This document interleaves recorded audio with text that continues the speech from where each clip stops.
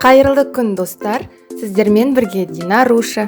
Жаңа видеоларымды өткізіп алмас үшін каналыма тіркеліп, қоңыраушаны басып қоюды ұмытпаңыз. Бүгін біз қызылша қосылған витаминдерге бай, жасалу жолдары өте оңай 4 түрлі салат дайындайтын боламыз. Салаттардың ингредиенттері видеоның астындағы описаниеде көрсетілген.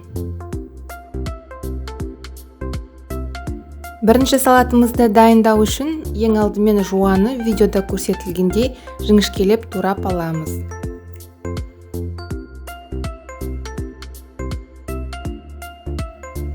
Сарымсақты ұсақтап турап аламыз, немесе теркадан өткізсеңіз болады.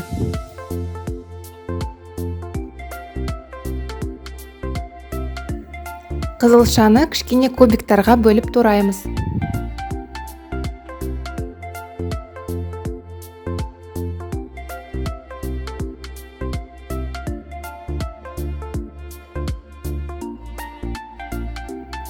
Ингредиенттерімізді турап алған соң үстіне жүгері саламыз.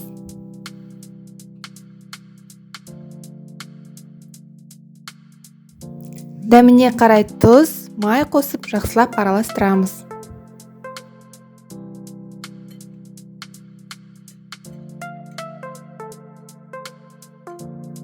Бірінші салатымыз дайын. Екінші салатымызды дайындау үшін тұздалған қиярды, піскен жұмыртқаны және піскен қызылшаны видеода көрсетілгендей кубиктарға бөліп тураймыз.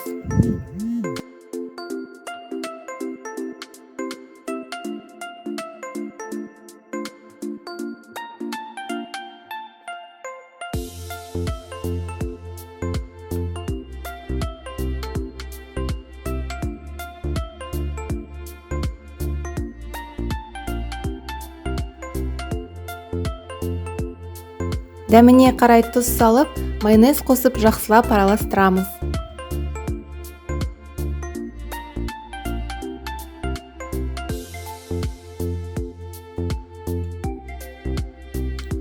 Екінші салатымыз да дайын. Үшінші салатымызды дайындау үшін алма мен піскен қызылшаны видеода көрсетілгендей кубиктарға бөліп тураймыз.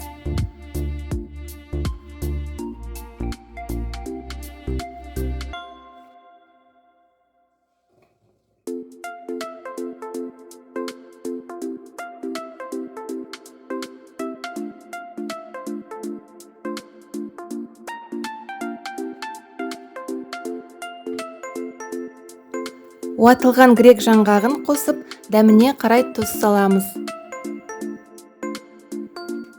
Майонез қосып, жақсылап араластырамыз. Үшінші салатымыз да дайын. Төртінші салатымызды дайындау үшін орам жапырақты видеода көрсетілгендей соломка қылып тураймыз.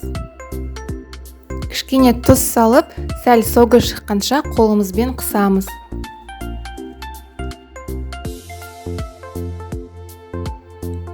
Шикі сәбіз бен қызылшамызды корейский салат жасауға арналған теркадан өткізіп аламыз.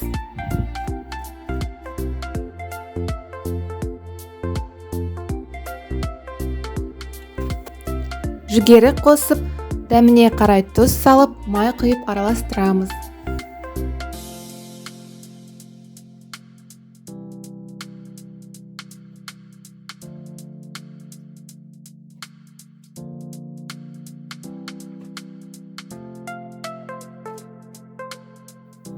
Төртінші салатымыз да дайын. Мінеки, қызылша қосылған салаттарымыз дайын, витаминдерге бай, әрі жасалу жолы өте оңай. Міндетті түрде жасап көріңіз. Каналымда әлі де көптеген рецепттер болады, сол себепті каналыма тіркеліп, қоңыраушаны басып қоюды ұмытпаңыз.